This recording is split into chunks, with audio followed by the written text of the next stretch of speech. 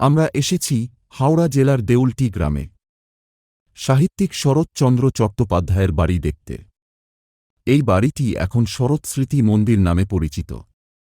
দোতলা বার্মিজ শৈলীর বাড়িটিতে লেখক তাঁর দ্বিতীয় স্ত্রী হিরণ্ময়ী দেবী এবং ভাই স্বামী বেদানন্দ থাকতেন।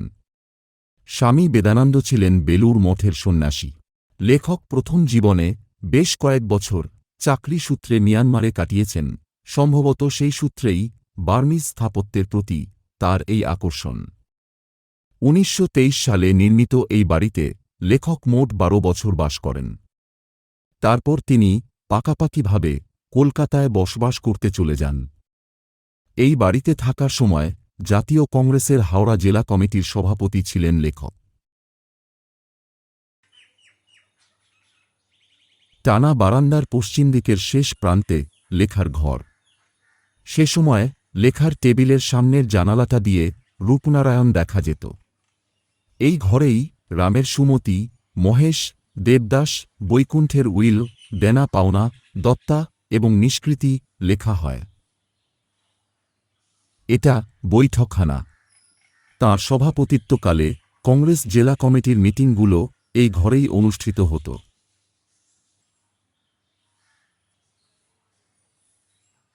এই ঘরটি ব্যবহৃত হতো দাতব্য চিকিৎসালয় হিসেবে। এটা রোগী পরীক্ষা করার বিছানা।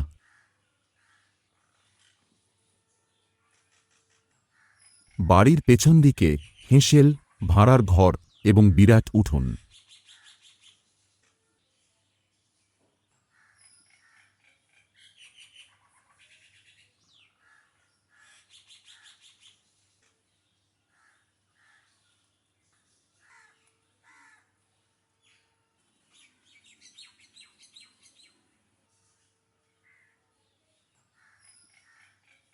দোতলায় ওঠার সিঁড়িগুলো একটু খাড়া। বয়স্ক মানুষদের উঠতে একটু কষ্ট হবে, কিন্তু ওপর থেকে চারপাশের দৃশ্য খুব মনোরম।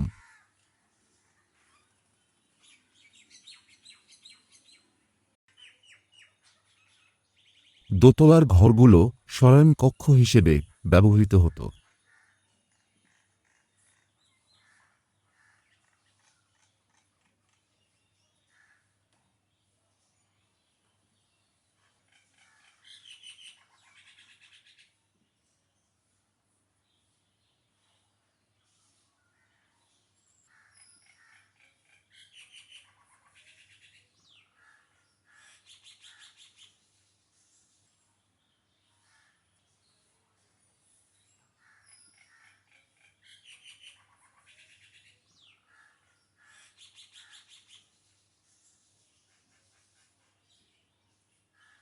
বাড়ির পশ্চিম দিকে সমাধিস্থল।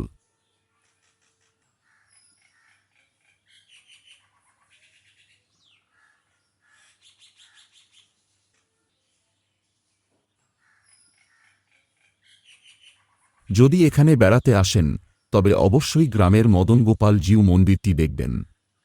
বাংলার নামকরা টেরাকোটা মন্দিরগুলোর পাশে সাদামাটা হলেও এর আটপৌরে সৌন্দর্য মুগ্ধ করবে। ১৬৫১ সালে স্থানীয় জমিদার মুকুন্দপ্রসাদ রায়চৌধুরী মন্দিরটি তৈরি করেন। মন্দিরটি জরাজীর্ণ অবস্থায় পড়েছিল। ২০১০ সালে পশ্চিমবঙ্গ সরকারের প্রত্নতত্ত্ব বিভাগ মন্দিরের সংস্কার করে।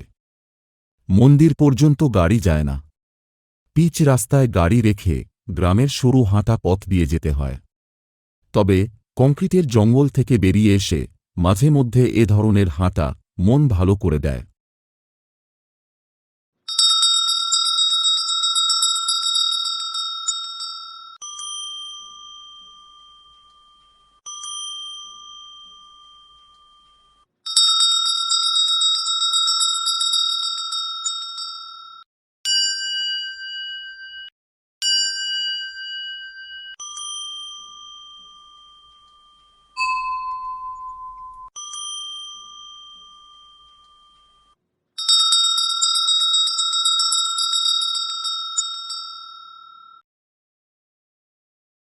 ভিডিওটা ভালো লাগলে আমাদের ইউটিউব চ্যানেল অবশ্যই সাবস্ক্রাইব করুন।